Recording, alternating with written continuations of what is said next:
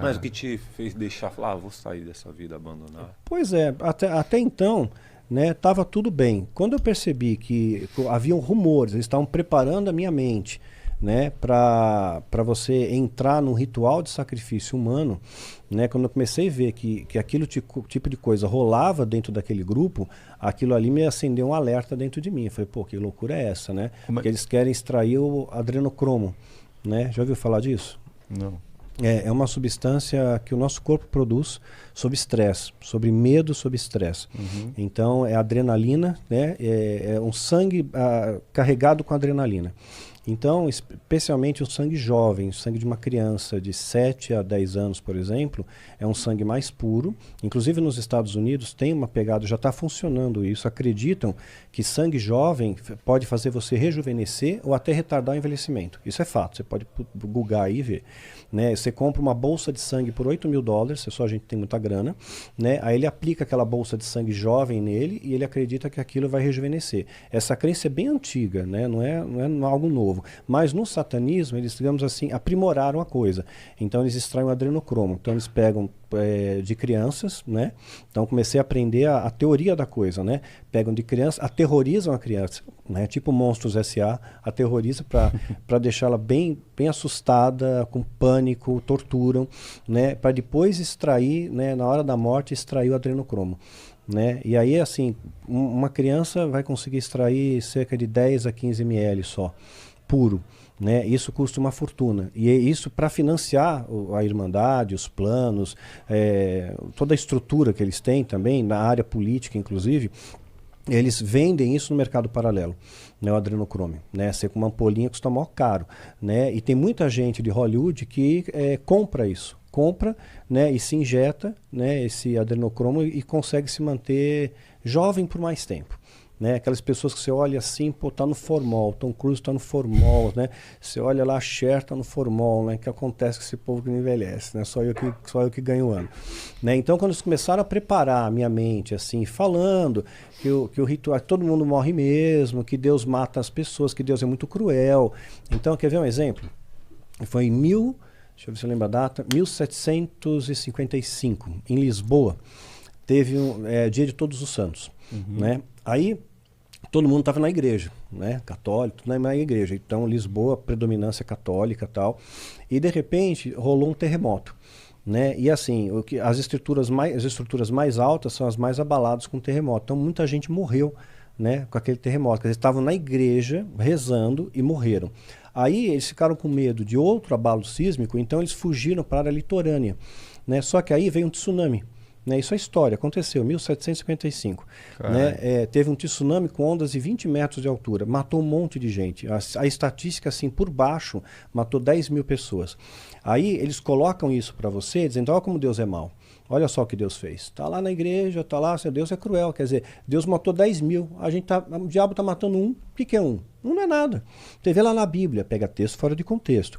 Né? Pega lá na Bíblia, o Velho Testamento, lá Davi entrava com o exército dele, matava um monte de filisteu. Né? Então, matava, mas Deus mandava matar. Homens, mulheres, crianças, animais, não podia ninguém sobreviver.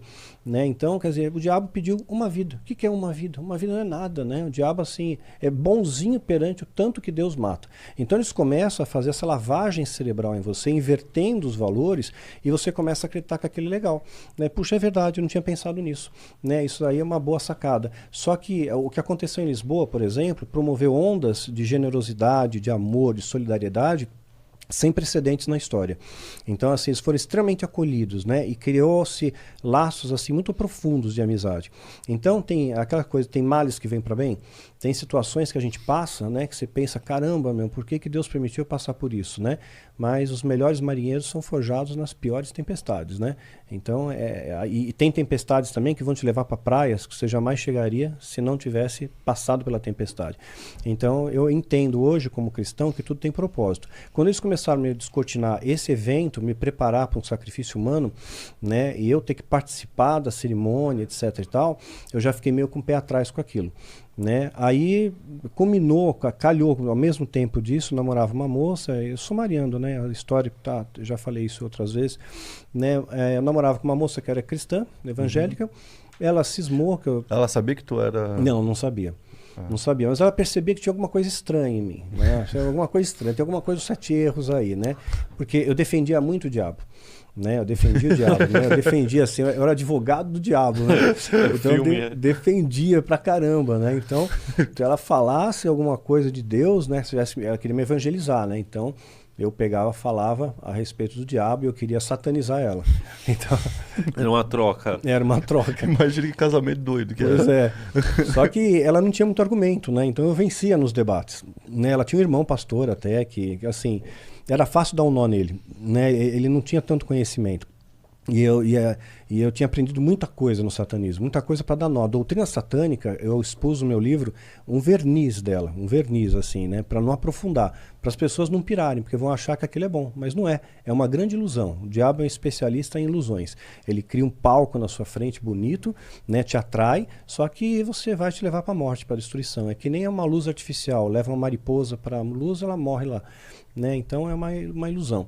E nesse inteirinho ela marcou com um pastor, né, para orar por mim, tal. Aí eu fiz um feitiço contra ele, né, para ele não ir ao encontro. Ele não foi, né, o meio do filho dele sofreu um acidente, né. Aí nada para machucá-lo, eu só queria impedir que ele fosse, né. Aí ele marcou uma segunda vez, né, fez o feitiço novamente para causar um dano nele, né, que um dano que fosse nele.